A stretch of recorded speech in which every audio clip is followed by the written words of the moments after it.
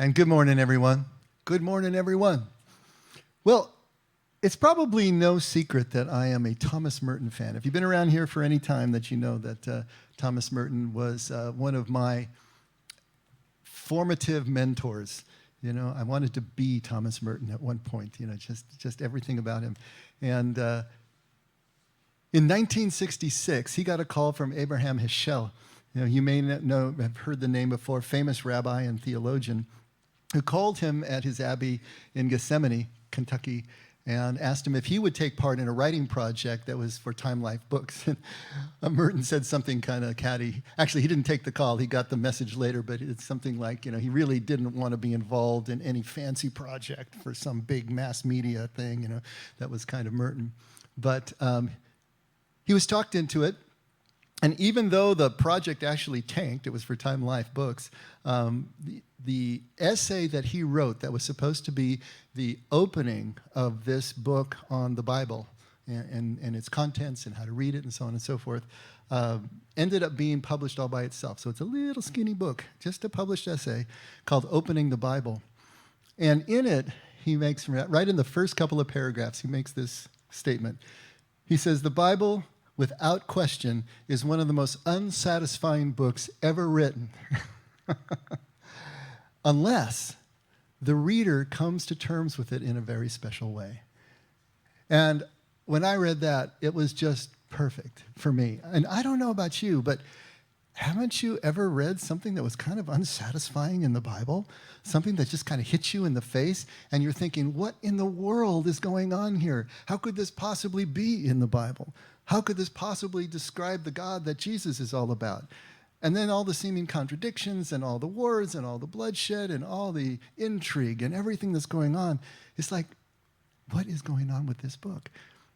Now, if you have never been unsatisfied by the Bible, if you've never been affronted and perplexed and astonished and disoriented and dismayed, then I would probably say maybe you're not reading it closely enough.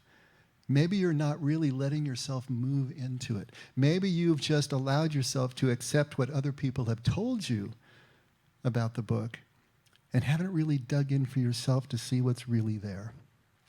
Because I think he's absolutely right. Until you come to terms with the Bible in a very special way, it is very difficult to make sense of, and especially to make spiritual sense of. So I suppose the question then becomes, what is that way? How do we do that? How do we approach the Bible? And unfortunately, I'm going to have to cop out a little bit here and say, well, that's up to you to find out. It's up to each one of us to find that way, to find that relationship with the Word. But at the same time, there are some general principles that we can look at. And I think the two most important are, first of all, and foremost of all, the Bible is a spiritual book. The Bible is trying to get across spiritual principles, spiritual experiences even, concepts. And so the physical details that are related in the Bible are really there only to convey the spiritual material. Now, don't read me wrong and think, oh, Dave's saying that the physical stuff really didn't happen, you know, that it's not accurate. I'm not saying that at all. But I am saying that if we are going to give priority to what the book is all about, if we're really going to spend all that time reading the Bible, how much time do we spend thinking about and trying to prove the physical details when really what is important and the Bible is primarily trying to get across are the spiritual principles, the ones that can really move in and change our lives? And so to understand the Bible that way, to understand its primary purpose, I think is part of that special way that if we can come to terms with, it's going to change our relationship with the book. It's going to change our relationship with the material in there. And the second, I think, major principle is that the Bible doesn't do our spiritual work for us. All the Bible does is point in a direction. You know, sometimes I've heard the Bible called the owner's manual for life. I didn't really understand that when I first heard it 30 years ago. Now I don't really like it, but that's up to you. But if we look at the Bible like an owner's manual, if we look at the Bible like the teacher's answer key to the test, somehow we can get all the answers in advance and so that we can ace the test. If we look at it that way, we're going to have a problem with the Bible. Because what the Bible is functioning more like is just a compass. It's pointing true north. Or maybe like a road map or a map that shows us the lay of the land, gives us perspective, gives us a higher look at what is going on so that we can find our way through. But it doesn't do the work for us. We can never think that we can get the answers and abdicate the journey to something or someone else. It is our journey to take, and only our journey to take. And so, just those two alone, if we can use those to reorient the way that we approach the Bible and stop asking the Bible questions that it has no intention of answering for us, then we can start to move into a new relationship that will allow us to see the depth of meaning that is really there. And what I wanted to do was look at a couple of really unsatisfying stories in the Bible and see where they can lead us to something that is completely relevant for where we are today and what's going on in our world and in our life today. In Genesis 22, we get the story of Abraham being asked to sacrifice his son Isaac. Now, has that ever given anyone a problem or a pause, that God would ask Abraham to sacrifice his own son? I mean, I hope so. Now, the backstory, a little bit of backstory here. Abraham is promised that he's going to be a father of a great nation, that his descendants are going to be like the sand on the shore and the stars in the sky. But he's really old, and he doesn't have a son. How is this going to be possible? He and his wife, Sarah, are both old. She's past childbearing years anyway, so how is this going to happen? They know that God's promise should come back, but they don't know how. And so they do a little machinations there. Sarah gives him Hagar, her handmaiden, and he has Ishmael by her, but that doesn't work out so well. And then, miraculously, the angel comes and tells him, you're going to have a son.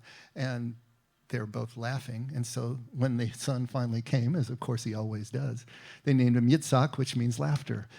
This is the miracle child. This is the child that was born when they were around 100 years old, way past childbearing years. This is the child of promise. This is the child that was going to make all those promises come true. This is the child on which Abraham hung all of his faith and hope in God's promise that he would be the father of this multitude. And then God asks him to sacrifice him. Now, he stops him before he does. But what kind of God does that? What kind of God plays these kinds of games? Gives the child, takes the child away? What is going on with this? How are we supposed to understand this God is a cruel God that requires human sacrifice? What's going on here? Okay, hold on to that unsatisfying point right there. Moses. Moses is the one who brings his people out of Egypt. Moses is the one who for 40 years does everything that God asks him to do. Moses is the one who for 40 years leads this people, this complaining, difficult people, out of Egypt and supposedly into the promised land again, where they were promised. And because they don't believe the report of the good spies that go in, they end up for 40 years struggling through the wilderness. And at various intervals, the people rebel, and Moses has to bring them back and be the conduit between them and God, and all these things are going on. A year before the end of their 40 years in the wilderness, the people are complaining again because they're in a very arid region and there is no water, and they're complaining, why did you even bring us here? And they're going through all of the complaining that they normally do, and Moses has pretty much had it by this time. So he and Aaron go into the tent of meeting and they pray to God, and God says, okay, go out to a rock and tell the rock to give water, and we'll water the people and we'll water their herds. Okay, Moses goes out, but he's pretty upset. He's pretty ticked at this point. And he says, okay, you rebellious people, you want that we should bring water from this rock? Notice that he uses we. In fact, I should probably read it because that was what I had planned to do, right? At Numbers, where are we at? Oh, no, I wasn't going to read it. That's something else I'm going to read. A mind is a terrible thing to waste. Okay. He says, you rebels, is it that we should bring water from the rock? And he strikes the rock twice, and the water gushes forth. Now, later, when they are actually within sight of the promised land, Moses is led up to the top of Mount Nebo, and he is shown the whole stretch of the land from the eastern from the Western Sea, the Mediterranean, to the Jordan River. And God tells him, you're never going to enter this land because of your sin at the waters of Meribah. Your sin in this particular instance. Now, what was it that Moses did that was so bad? There are so many reasons that scholars give as to what Moses did that was really so bad, is that we really don't know. I mean, he did what God asked him to do. Now, he did say, is it that we should bring the water from the rock? Meaning probably we, he and Aaron, and maybe taking God's place. He struck the rock twice, probably in anger. He was just supposed to speak to the rock. But really, does that punishment fit the crime? After 40 years of traveling and leading these people because of that one thing, he doesn't get to go into the promised land, and he dies on top of that mountain and is gathered to his fathers. Hang on to that little unsatisfying story for a second. Jesus, at the end of John's gospel, just as he's going to the cross, he is telling his friends in the Last Supper. You know, John is great. Last Supper lasts 4 chapters, and so it's this long, drawn-out thing. But in there, he's telling them everything that's going to happen. He's telling them that he's going away. The disciples are freaking out.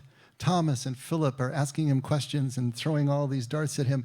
Everyone is freaking out, and he says, hold on a minute. You know, just relax. It is to your advantage that I go, because then the helper will come. Helper, the paraclete, you know, the comforter, the advocate. It's translated many different ways. It's to your advantage that I go, because then the helper will come. They didn't understand it. They were still freaking out. They didn't. Why does he have to go? He has been our leader. Why doesn't he continue to be our leader? He's just throwing us to the wolves at this particular point. How are we supposed to make sense? How are we supposed to make spiritual sense? How are we supposed to get some satisfaction here when these stories leave us in these strange places where God doesn't seem to make any sense, where God seems to fly in the face of the kind of God that Jesus tells us that he's supposed to be? Loving, compassionate, understanding. How can we find a principle that is going to point us where we need to go and point us in a direction that is going to give us this kind of sense? Now, I don't usually spend a lot of time in the Old Testament, but I'm gonna this morning. Have you ever heard the name Hezekiah? That's not the way that it would be pronounced in Hebrew, but Hezekiah. Hezekiah was the 13th, there's that number again, the 13th king of Judah, the southern kingdom. The kingdom was united under Saul, David, and Solomon, and then it split. And he was the 13th king of the southern kingdom of Judah. And if you have read much in Kings and Chronicles, you know that Israel did not have a good track record with kings. They were all pretty rotten, pretty difficult, and always all over the place in respect to how they treated God, how they worshiped God. But here is this oasis in the middle of the desert of all these Judean kings. Hezekiah, in Chronicles, in Kings, everywhere he's spoken of as a righteous king. And he was the son of one of the worst kings, Ahaz, who, when the Assyrians were coming into the area and they bludgeoned the northern kingdom of Israel, defeated it and carried everyone away in slavery, he sold out to the Assyrians. He made a deal with them, which maybe wasn't so bad. He became basically a vassal state to Assyria, and he was paying tributes to them, paying taxes to them to keep them from running over the land as they did in the northern kingdom. But he did more than that. He basically fell in love with their culture. He traveled to Babylon. He loved what he saw there. He was so enamored and so won over by their culture that he brought it back home again, along with their gods and along with their form of worship. And he built altars in the Babylonian style, even in the temple itself. And so all of this, of course, is making the prophets crazy. But he dies, and his son takes over, Hezekiah. And Hezekiah goes through a period of reform, and he reforms everything that his father had done and the kings before him. And it's a religious reform, and it's a cultural reform, and he tries to clean everything up from top to bottom. If you take a look here at, if you can, at 2 Kings chapter 18, starting at verse 3, here's what the scripture says about it. Hezekiah did right in the sight of the Lord, according to all that his father David had done. He was in the line of David. He removed the high places and broke down the sacred pillars and cut down the Asherah. He also broke in pieces the bronze serpent that Moses had made. For until those days, the sons of Israel burned incense to it, and it was called Nehushtan. So he's going through these reforms, and the first thing he does is go and break down the high places. Now, what are the high places?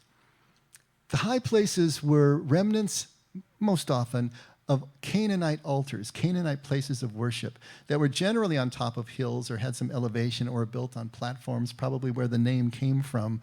Bema in Hebrew, or bemot would be the plural. But these high places were rural places of worship. They were places that people went to sacrifice and to worship when they couldn't get to the temple. So they were scattered all throughout the land. But they were as much a function of foreign gods as they were Israel's gods. In fact, they were originally for foreign gods. And so the people, especially under these kings, were having this mixture of religions between the foreign god worship and what we've typically called pagan worship, but then also the worship of their own god, but with images. The columns that he talks about, or the pillars, were like totems. They were carved pillars that were tributes to God. And they had erected those, both in the name of Yahweh and also in the name, they were indiscriminately worshiping the whole pantheon of gods. Yahweh, in a sense, just became one more god within the pantheon. And the Asherah poles were either actual trees, sometimes it's translated groves in some of the versions, but they were tributes to the god Asherah, which was the consort of El, one of the Canaanite gods. And she was a goddess of fertility and all this. And so some of the commentators, they talk about these high places as actually being sort of resorts. They were places that you could go and you could hang out for a while, and there was ritual and temple prostitution going on and all sorts of things happening in these high places. And so you can imagine they were kind of like the casinos are today. They were pretty popular places. And Hezekiah comes in and tears them all down, razes them to the ground. He knocks down all the pillars. He cuts down the Asherah poles or the trees, and he just changes everything. You can imagine he wasn't too popular a guy doing all of this because the people had become acculturated to it. But he doesn't stop there. Now he breaks in pieces the bronze serpent that Moses had made. Now, if you're not familiar with that one, the one that is talking about Nehushtan, let's look at Numbers 21, verse 6, and just to get a little backstory here. This is where the people again were complaining and doing their usual thing. So the Lord sent fiery serpents among the people during their 40 days in the wilderness, right? And they bit the people so that many of the people of Israel died. So the people came to Moses and said, "We have sinned, and because we have spoken against the Lord and you, intercede with the Lord that he may remove the serpents from us." And Moses interceded for the people. And then the Lord said to Moses, make a fiery serpent, and set it on a standard, and it shall come about that everyone who is bitten, when he looks at it, he will live. And so Moses made a bronze serpent and set it on the standard. This would be a pole with a little crosspiece. And it came about that if a serpent bit any man, any person, when he looked to the bronze serpent, he lived. Okay. So this is another weird story, isn't it? Another kind of strange story. Strange way for God and Moses to heal. But they saved the serpent. Now think about it. This was hundreds of years before the time of Hezekiah. They had this serpent. They had the second set of tablets. They had the rod that Aaron had used and had budded. They had those things in the Ark of the Covenant, and they had this serpent. Hezekiah breaks the serpent into pieces. Can you imagine? Moses himself made the serpent, and he breaks it in pieces. Now, the serpent was something that came from God. The serpent was something that healed the people. What in the world is he doing? And can you imagine the impact? That would be like us going and burning the Declaration of Independence or something. Something that was so cherished, that was in the hands of our forefathers. Their very signatures on it, to destroy that. Why would he do that? The clue is right there in the end. He broke into pieces the bronze serpent that Moses had made, for until those days the sons of Israel burned incense to it. and it was called Nehushtan, which just means something made of copper or a copper serpent. If they were burning incense to it, if you remember the second commandment, which says there will be no graven images, over time, the image of God, something that is really good in the beginning, even something that had such an essential part in their history, becomes an idol, becomes the image that stands between the people and the God that it is meant to represent, the God that it is meant to remember. They were burning incense to it. Now, were they still thinking of their God? We can't know. But for Hezekiah, in his zeal to reform and purify and bring Israel back into connection with God, it was a bridge too far. It had turned into idol worship, especially when you connected it with all the other types of worship that were going on with the poles and the columns and the high places. He saw it as one more thing, and he got rid of it. He eliminated it from their culture. This is something that we really need to think about, what he was doing here and why it was so important for him to do it. Over time, the best of our intentions, the things that we try to create, will come to stand between us and what those things originally represented or what they meant. And in spiritual issues, it takes us off. It takes us away from the actual true connection with our God. Hezekiah understood this. There's a great story about Lao Tzu, and I don't know if you know who Lao Tzu was. He was the semi-legendary founder of the Taoist school. It's a philosophical school in ancient China. He's usually dated to around the 6th century BC, actually same time as Hezekiah, in China, of course. But Lao Tzu was this, obviously, an elderly sage in China, and greatly respected and greatly admired and had a following. But he refused to write anything down.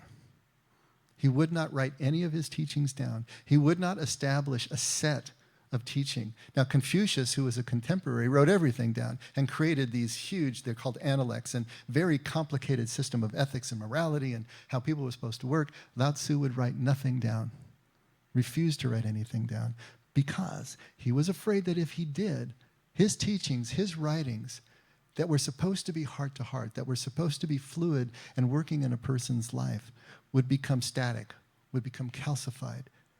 That the word that became in stone, set in stone, would no longer convey the truth when it is just living and active in your heart. Kind of sound familiar here? But the great story is that when he was 90 and he knew that he was getting ready for death, he told all his followers, he said, it's good to live in community when you're alive, but when it's time to die, it is best to go off and be by yourself and prepare in solitude for what is coming. And so he said, I gotta leave. I'll bid you goodbye. And he starts leaving for the Himalayas because he was going to go up into some kind of hermitage, I suppose, in the mountains. And the people are following him because they don't want to let him go. And then the story says that they followed him for hundreds of miles, but finally he persuaded them to turn around and go home. And as he's crossing the border into the area where he needs to go, there's a border guard there who stops him and imprisons him. He was also a disciple and a follower of Lao Tzu. But he says, you cannot go any further because you have a debt to write a book for all humanity, and do not leave without leaving your teachings for us. And so he said, you are going to stay here until you write your book. You cannot pass. And so thus imprisoned, Lao Tzu for 3 days wrote what is now the Tao Te Ching, which is his book, and left it. But he did not want to write anything down for the same fear that the second commandment tells us, have no graven images of God. Now I want you to think about Jesus. Jesus, as far as we know, never wrote anything down except to scribble in the dirt when they were bringing him the woman who was caught in adultery. That's the only indication we have that Jesus wrote anything ever. We knew that he knew how to read and write because he could read the scrolls. But there's no indication he wrote anything at all. Everything we have about Jesus was written by others, and they were written decades later. Nothing that was even contemporaneous. Maybe there were some, but they don't exist anymore, so we don't know for sure. but he never wrote anything down. He never left us a stated theology. He never left any rules for how to live in community. All of his followers did those things, but he didn't do those at all. He was concerned with heart-to-heart communication. He was concerned with something being absolutely present and active in every moment and guiding our choices in a way that was not conducive to being posted on a wall. He understood that difference. And so, are you starting to see the thread of meaning between those stories, unsatisfying stories, I was going to say, at beginning that we talked, and how these are all giving us a principle that we can begin to use? Yitzhak, Isaac, had become an idol to Abraham. He was the child of promise. He was the one that God had miraculously given to him to further his promise to Isaac. But Yitzhak became the symbol of all that in such a solid way that the only way that he was really going to be the father of faith to his people was if Isaac was removed. And that he could see that even if Isaac were removed, the promises of God would never come back void. They were going to motor on through no matter what, even if all visible means of support, as far as he knew, were removed. It wasn't that he needed to kill his son. It was that he needed to kill his emotional attachment to what he saw as his son and the promise there. And as soon as he was ready to do that, as that moment on Mount Moriah, when he is ready to kill Yitzhak, is the moment interiorly where Abraham takes that leap of faith, where Abraham turns that corner and becomes the true father of our faith. And he realizes that his people are not flesh and blood descendants. They're descendants of faith. And he has billions of them, right? In 3 different religions. Huge change there. Moses had become idol to his people. Whether Moses meant to claim the glory of the water from the rock or not, the truth of the matter is the people looked to Moses instead of God. By this time, after 40 years, he was the face, he was the prophet, he was the one they looked to, and they were no longer empowered to look beyond him, to have a relationship with Yahweh God themselves. He had to be removed so that the people, as they moved in and occupied the land, would have the ability to have that kind of personal relationship. Moses had to go, even though he served his God well.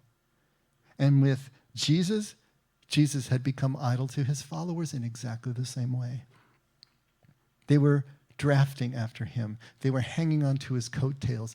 They were so imprinted with their physical friend that they still didn't understand what he was about. And they didn't have the power that he knew that they could have in and of themselves to continue his work after he was gone. It was to their advantage. It was necessary for him to go. Not so that the helper would come because the helper was already there. That's just an idiomatic way of speaking. But for them to realize that the helper was there for them directly. And it's not till Pentecost, which is next Sunday, by the way, that they finally broke through and understood what that relationship was really all about. But Jesus had to be removed in order for that to happen. And there's one more really interesting little thing that Jesus says, and this is in John 2. John actually has 2 cleansings of the temple, which is kind of an interesting thing. But in this cleansing, the Passover of the Jews was near. And Jesus went up to Jerusalem, and he found in the temple those who were selling oxen and sheep and doves, and the money changers seated at their tables. And he made a scourge of cords and drove them all out of the temple with the sheep and the oxen. And he poured out the coins of the money changers and overturned their tables. And to those who were selling the doves, he said, "Take these things away. Stop making my Father's house a place of business." That's the part we know. But the next line is something we don't know as well. Because in verse 17, his disciples remembered that it was written, "Zeal for your house will consume me." Zeal for your house will consume me. And that is an almost direct quotation from Psalm 69:9. Zeal for your house has consumed me, is the way David says it. Zeal for your house. What's he talking about there? Now, that's generally meant as a good thing. It's meant as a good thing here that Zeal for the house is what is purging the house, what is cleaning the house. Zeal on Hezekiah's part for the house of God is what caused him to do all the reforms and purge everything. And in the Psalm 69, it's the same thing. Zeal for your house has consumed me, and I can move like I need to move. But here's the thing. Zeal in this way, zeal for this house, is going to engender extreme behavior, extreme ways of thinking. This is extreme behavior for Jesus, to walk into the temple and overturn them and to create this scene. That's not something you see him do very often. Zeal for his Father's house caused him to move in those extreme ways. But zeal in this case can be good or bad. It can be ripe or unripe, as we talk about in terms of what good and bad actually means in Aramaic, depending on our ability to remain balanced, to remain in that liminal space that we talk about. Because it's only from the doorway that we talked about a few weeks ago. It's only from that threshold. It's only from having one foot in one world and another foot in another world, or one foot in one camp and the other foot in the other camp, that we can actually see everything that is going on, that we can remain balanced. Our zeal is what motivates us to the extreme behavior that sometimes our life and circumstances require. But if we don't stay balanced in that place where we can see everyone who's being affected by our choices, then we can end up so far to the extremes that we lose our ability to still love the way that God is asking us to love. Now, Jesus moves in this way, but he lived his entire life, his entire ministry in liminal space, always with the ability to see everyone as God saw them, not to see them as us and them, not to see them as enemies, people that we don't get, people that we can shelve off, people that don't matter. Everybody mattered to Jesus, whether they were in the Jewish camp or not, whether they were enemies of the Jewish camp or not. Didn't matter to Jesus. And even here, as he cleanses the temple in this extreme way, he still is loving those people at the same time. He could turn around and have a conversation with them, embrace them, heal them, have dinner with them. He was doing what he needed to do, but he still saw them as people that he identified with, that he loved. Can we maintain that balance? Zeal for the house, extreme behavior when we need to, but keeping ourselves in everybody's camp enough that we're still identifying with them and able to love them. This is huge. I wanted to tell you, doing okay with time, a little bit of my story, because this is something that was so difficult for me to learn. It took a good 20, 25 years for me to finally start to move around. Back in the 80s, I came of age in the 80s, so back in the 80s, I had great zeal for the house, and the house was the earth to me. I was so involved, at least mentally and in terms of my study, with saving the whales and saving trees and the grasslands down in Argentina, and then, of course, children and poverty. I joined an organization called Children of the Americas. I did some work with Save the Children, and I was always trying to say, how can we help these kids? These kids that are just dying out of malnutrition and vaccine-preventable diseases. And the earth is dying because the whales, especially in the 80s, they were going extinct. And it was policies that started to bring them back. But then it was a crisis. And ecology and pollution and water shortages and all these things that were going on. And I was involved in all of those as much as I could possibly be. I became a vegetarian for 7 years because I didn't want to be contributing to cattle being raised on grasslands and ruining the grasslands in Argentina and here in the United States. And so there was all these things that I was doing, but my zeal was so unbalanced that I was constantly miserable. I was always angry. I was always worried about all these macro things out there that I had no control over. I remember going to work in Mexico for a day, and the statistic that 50,000 children died that day, because back then that's how bad it was, 50,000 kids died every day worldwide from vaccine-preventable diseases and malnutrition. And how did it make any sense for me to go and help a couple dozen, if that many, when 50,000 kids died? I could never enjoy even the work I was doing because I was still so overwhelmed with the enormity of a problem that I could never address. I felt guilty every time I turned the tap water on. Literally, I remember thinking, and I got to use as little as possible because, so many people don't have water and pollution and all these things. Always angst, always miserable. Never finding any peace in anything that I was doing. Then the 90s came along and I had found my way back into the Christian church. And so I added zeal for the house of the Lord. And it consumed me in terms of the study that I was doing there and the search for truth that I was looking for. And this was the 90s. Y'all remember the 90s? I think most of you remember the 90s. That was the run up to the turn of the millennium. Do you remember how crazy that was? We're all going to party like it's 1999. But as we were moving up to the millennium, there was that rush of possible end times and world crises and catastrophe and Y2K and the computers were going to crash. And so I became so involved with all of that as well as the study of my faith. And then I was consumed with conspiracy theories and what was going to happen and all of these types of issues as well. And then 2000 hit.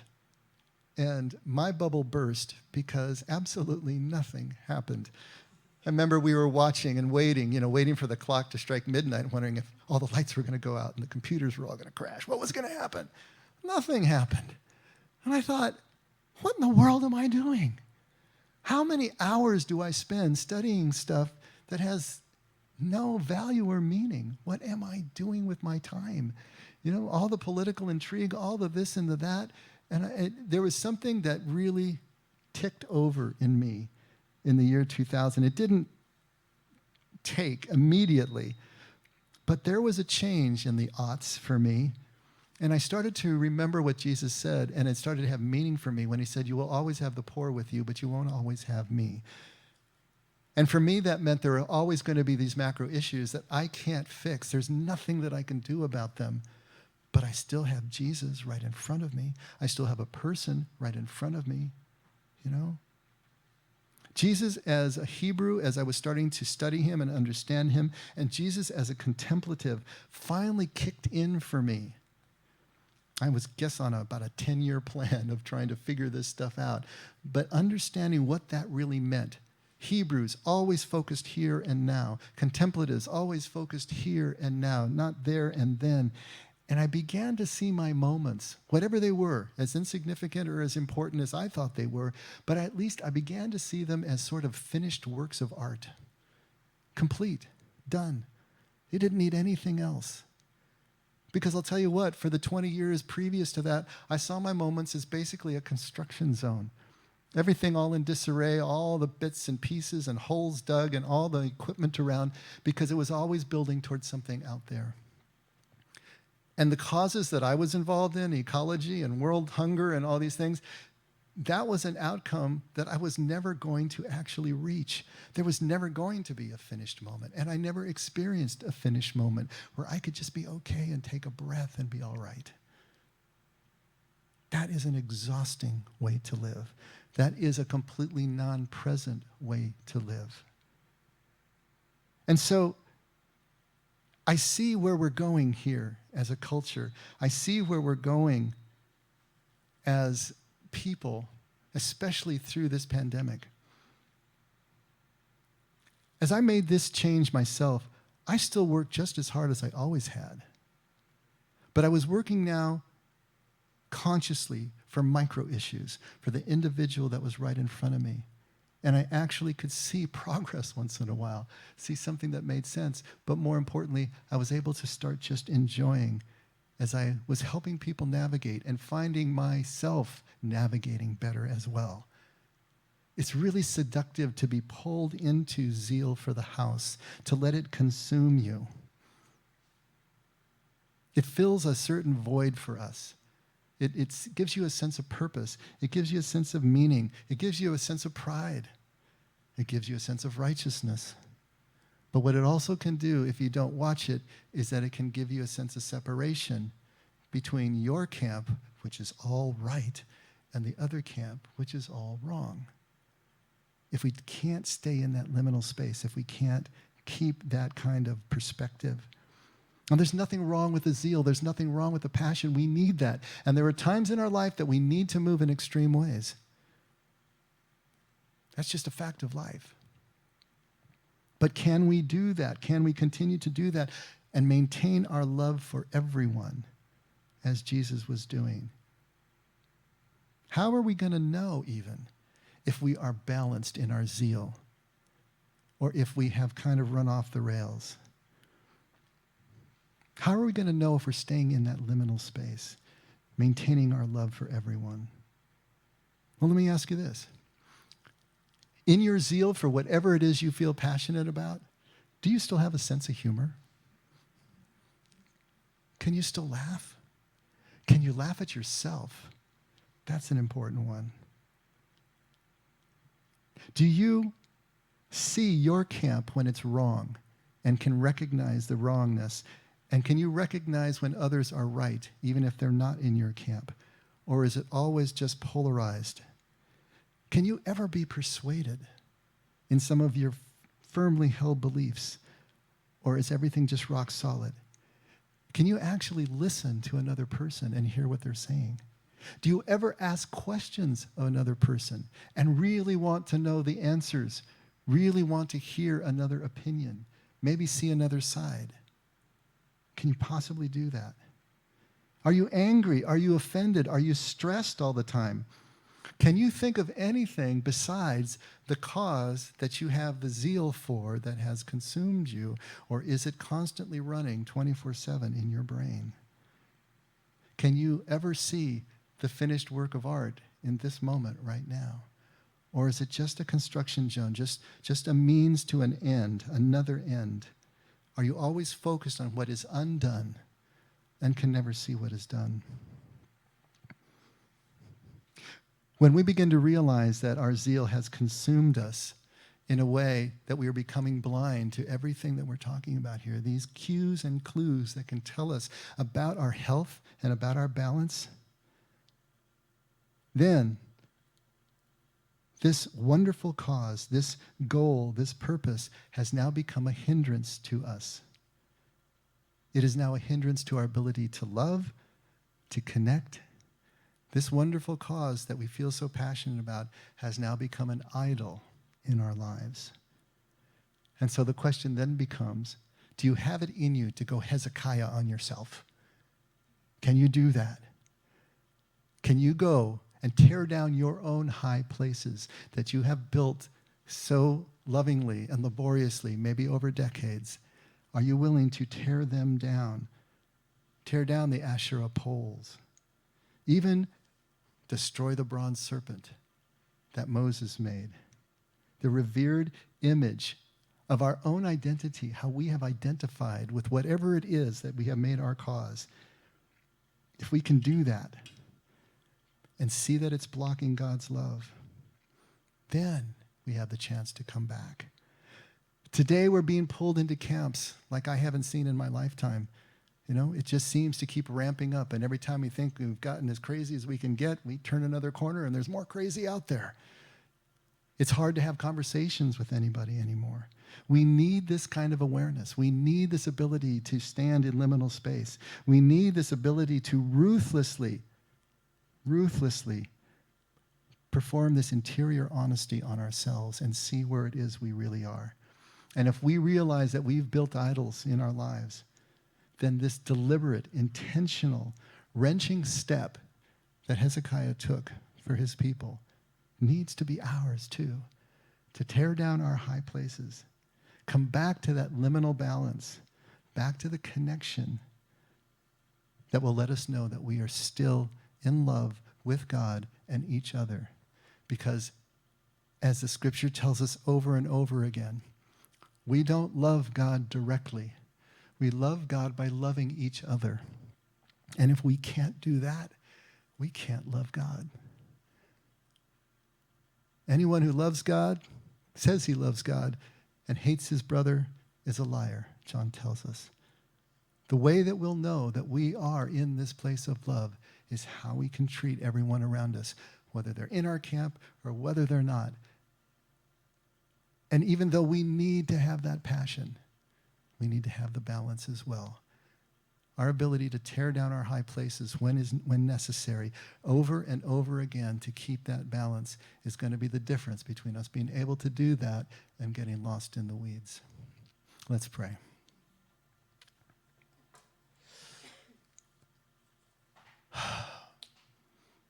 Father, thank you for our scriptures exactly as they are written. Thank you for not sugarcoating anything. Thank you for not making it so easy that it just became a platitude in our lives. Thank you for the scriptures always having the ability to astonish us and affront us and to pull us into that liminal space that is the disorientation at times. Help us to see it that way. Help us to revere it that way. Let it become living and active in our lives, always pulling us to that sacred middle, always pulling us to that place that feels disorienting and a little uncomfortable, but is the only place that we would want to be, so that we can see you in everything and everyone and love them equally as you love us. Help us to do this more and more, Lord. Help us to have that kind of drive and desire to be that honest with ourselves. And thank you for everything that you do to help us every step of the way.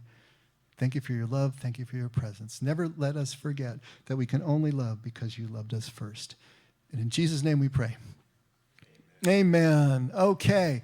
This is our time to hold virtual hands. Virtual hands. If you want to stand, you can stand. At home, you can stand if you want to. But yeah, let's all reach out. Whose Father? Our Father, who art in heaven. Hallowed be thy name.